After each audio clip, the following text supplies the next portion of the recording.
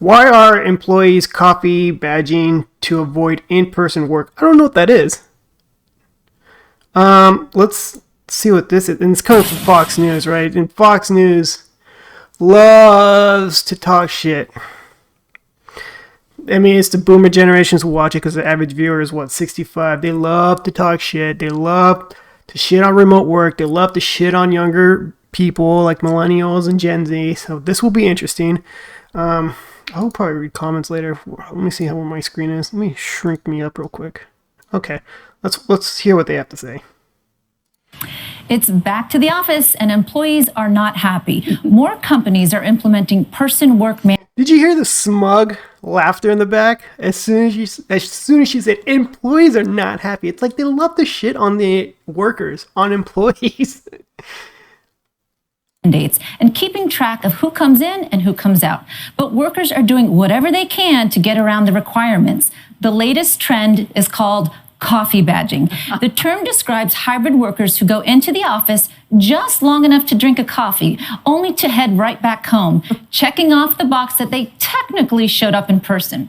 Now, a recent study done by Owl Labs found that 58% of hybrid workers are now coffee badging. Hold on, this is the first time I have heard of this term, coffee badging. Please comment below if you've heard this before or this is the first time you've heard this, because I'm going to look this up after this video. 34% said they work in the office, and 6% claimed to be interested in taking part in the new trend. Molly, what do you think? Do you want to take part in this new trend, despite the fact only 22% want to be in the office full time? Before this commentary starts with all these judgmental people in this panel, it's just another shit-talking segment, right? Because it is Fox News after all. I mean, what less could you expect? I am a coffee badger rescue. People stop by, have some coffee, that's perfectly fine. I think that's perfectly fine, honestly. To me, it's just about expectations. If you want someone to be in the office longer than to have a coffee and swipe their badge and then leave, then tell them they need to be in the office for longer. If that's the only expectation, and if you can come in, have a coffee, meet some people, make some relationships, go home, and it works for your life. Maybe you have kids to pick up at 3 o'clock or other obligations, and you have a good work-life balance, and you're delivering, then I'm pro coffee badgers. Go coffee badgers, go.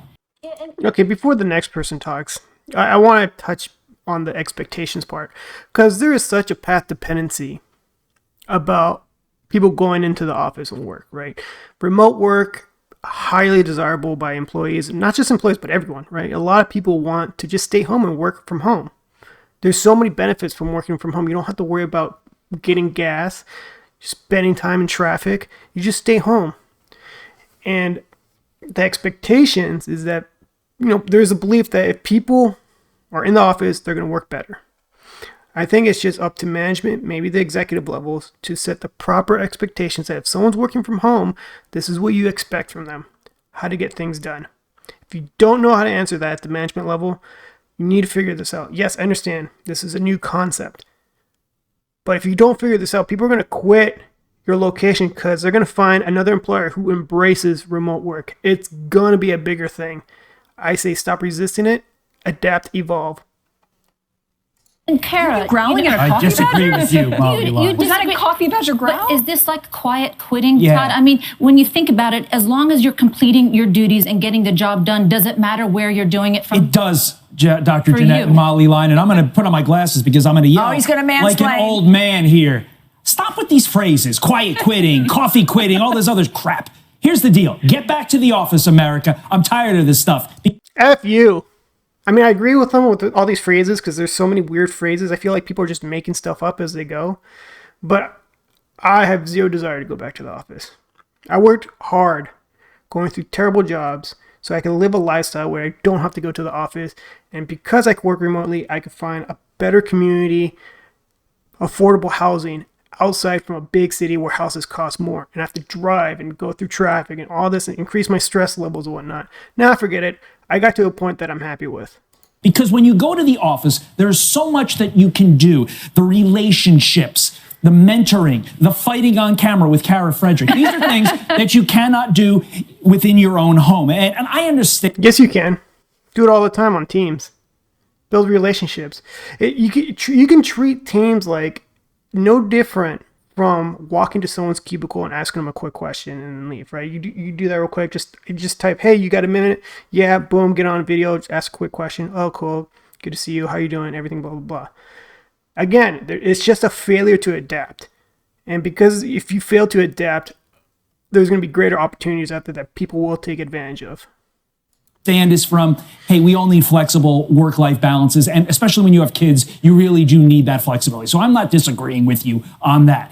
I just think you're paid to do a job. And you actually can, in many instances, have better collaboration when you're at the office. And I just feel like so many of these people, especially the young people, are missing out on that because, one, they've been told any interaction with the workplace has to be totally vanilla, devoid of any personality. I think they're losing a lot from that. And secondarily, you don't get to fight with Kara Frederick from your home. All right. Kara, I mean, there's a lot of jobs where you can't work from home. I get it. You need a collaboration, like sports teams. They can't do their job remotely, right? People who work in the service industry, they can't work from home. Hospitality, I get it. Nursing, doctors, they can't work from home for the most part. Yeah, there's some medical jobs you can work from telehealth. Yeah, I get it. But like at a hospital setting, emergency settings, yeah, you can't do that from home yet. I get it. But there's people like me who strive that, like, my job does not require me to go to an office. I could do this at home. Why do I have to go to an office? Like, if my job is working on the phones all day, dealing with customer service, why do I have to be in an office? Add to my stress. The job's already stressful enough. Why are you adding to my stress of I have to make the commute, spend the money on gas, maintenance, and then deal with half the coworkers, if not all of them, that I don't care to be around with? Just let me stay home. It's no surprise this is stemmed from a TikTok trend. At least it's not hazardous to your health, right? True. Good. The one thing on TikTok, that's probably not. But I'm of two minds on this. So, Molly, I think you're right. Todd, I think you're right a little bit in this instance. Because when you're younger, getting that muscle memory of having to go into an office, having to be presentable, having to be polished, and respond to people who are looking you in the eye and saying, please do this and do it on time. I think that's critical for younger kids to develop. And then when you do, say, a different type of work where researchers, we do a lot of deep work, maybe that's best at home when you can devote 12 hours to writing and research and delivering that sort of writing output like we do at the Heritage Foundation and that research. So I think there's a little bit of goodness in both. Collaboration, those organic meetings are also important to young children as well. And just frankly, in this day and age, kids don't look people in the eye and they don't talk to each other. Getting people to talk to each other and experience the messiness of human relationships is absolutely critical. So I say good and bad here. And you know what? I get the middle of the road she's trying to do. She's trying to compromise. I get it. And younger people don't want to look eye to eye. I mean, there's truth to that. I mean, we do it when we had to go to school, and then that's where a lot of people realize, dude, I'm an introvert. I want to just stay home, right? And there's people who are extroverts who want to be out and about. And being out and about does not mean you have to have a job to do it. You could be part of any social club, hiking club, triathlon club, whatever club. You'll meet people all the time, eye to eye. It doesn't have to be at the work setting where you're forced to interact with people that you don't like, care about, whatever. Amy, you know, our Surgeon General recently put out a report that shows the United States is struggling with an epidemic of loneliness. So this sort of gently forces that social engagement. Yeah. Oh, okay. So loneliness. So get people back in the office. And then like, oh, I'm not lonely anymore. And then they creep other people out. And then you increase HR complaints. Perfect. Great idea. Great solution. I think that anything that came from the pandemic is bad. But there's nothing beneficial from what happened. And it speaks exactly to that. The pandemic did suck. There's one thing I missed, though. That's social distancing. That's just a personal opinion of mine. Which is, there is a thing about, yes, you actually start in college, having to deliver and show up on a certain time and stay there, develop relationships, find out what works, what doesn't, become a social person, find out what your problems are, learn from other people on a regular basis. And the more you don't do that, the more you're also resisting engaging with other human beings in other parts of your life. This has got to end. In addition to the economy, small businesses, restaurants, things around your business place. This is what makes things work. But anything that comes really from COVID in this regard needs to be reversed. It's just not good. I couldn't agree with you more. And by the way, coffee is actually very good for you, rich in antioxidants. Yeah, I'm not anti-coffee. Let's make that abundant. Plus, coffee wakes you up too. But I mean, we go to school now, and college is online now, right? And no one's making a case for it that all these students need to come back in person for college, because now college online is embraced more. It's been embraced for way before the pandemic. And, there's been jobs that's been at home work, right? But it's just, it was COVID that really accelerated that. And when so many people were working from home, they're like, dude, I like this. I like this way better. I saved more money. I'm happier working from home. And now their employers are telling them to come back. They're like, you know what? I'm going to change jobs and find an employer who embraces remote work. And that's pretty much what I did too. Because, I built up the skill sets and whatnot to get into that position. Okay, I'm going to look around and see if anyone else, coffee badging, is that what it is? Give me 1 second here. Fox, first one says Fox, right? Another one says the new coffee badge trend. This is another panel from Fox News talking about Fox Business rather. There's Workable that says, what is coffee badging and what can you do about it? Bosses want people back in the office, but hybrid workers admit to coffee badging. So basically means, so I get it. You go to work, you badge in, and then you sneak away. A lot of this information, like look at this, CNBC by Jennifer Liu. It's the same report. More than 58% of hybrid workers admit to coffee badging. I mean, okay. So they surveyed 2,000 people from Owl Labs, a company that makes video conferencing devices. Okay, I have to look into this more. Owl Labs, look, this is the website. It's the state of hybrid work. So it's studying hybrid work. So for all I know, they created the term coffee badging. It's just something that they're like, let's start a term and let's just survey 2,000 people, and probably their survey kind of leans to that answer of like, do you just go to work and then try to get out as soon as possible? I have to see the survey myself. I want to take the survey. Can I take it somewhere? If anyone on the comments can find where you can take the survey, let me know, because I'm very interested in it. Anyway, I'm going to go back.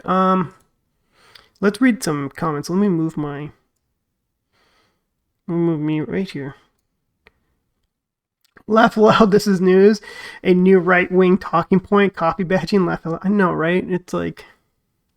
And you got Fox News on it, too. Of course, wherever they can shame employees, they're going to go for it. It's Fox freaking News.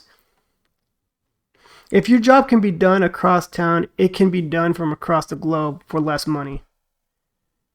Very true. You can hire foreigners from like India or something to do your job, right? Weak woke companies, they deserve all they get. My building is empty. Working from home is less productive. The whole less productive working from home, I've heard this a lot. And you'll Google it. Just find both sides. Is working from home less productive? You'll find hundreds of articles about it. If you ask the question, is working from home more productive? You'll have hundreds of articles to read that supports that. Now, it's just, I'm saying this over again, it's just putting the expectations of work from home. And it's just the ability to adapt, of having remote workers, and to be a manager who works remotely, or an executive who works remotely. It just depends on the job if it can be done remotely. Why do you need the overhead? Now, again, with the overhead, this is like a side conversation. Maybe I'll make a video about it. I think there's a push to bring workers back to the office because we're looking at a pending commercial real estate collapse, right? Because there's so many offices vacant, there could be a collapse in commercial real estate. That's why there's a huge push to get workers back in the office. I don't know too much about it, but I do see dots that correlate it. If you want to challenge me on that thought or support it, please let me know in the comments. Derp Magna. Don't they badge in and out? The last company I worked for, you had to do both. Yeah, there's some companies you do badge in for security purposes. They see when you came into the office, when you got onto your computer, and when you badge out, right? Not all of them do it. Especially if it's a small company. A lot of them, it's just the doors open, you walk in and go to your desk. Biden refuses to get federal employees to show up for work. Someone had to make it political, right? Someone always has to make it political. With all the wars in the world and America media has this on, talk about focusing your attention on things that doesn't matter. News from 3 weeks ago about a study with 13 people from one office in it. Fox News, like talking to grandparents about good old days, laugh out loud. Slow day at the fake news station, I take it. Is this really what's important? It's fun for me to mock. Like, I'm someone who's like pro remote work, obviously, right? Have I done it my entire life? No, right? Started off with working in a movie theater, restaurants, all kinds of crappy jobs, and then administrative jobs. I'm like, why am I here? I hate this job. Got the education. Now I got into the right company that I want to be in. Plus, it's remote, added benefit. So I think that's it for now. It is the 29th of December, so I'm not going to make another video this weekend. But I do want to say Happy New Year to everyone. And thank you very much for everyone who's been supporting me. Hitting the like button and the subscribe button helps a lot. And I look forward to reading your comments. Take care. Have a Happy New Year.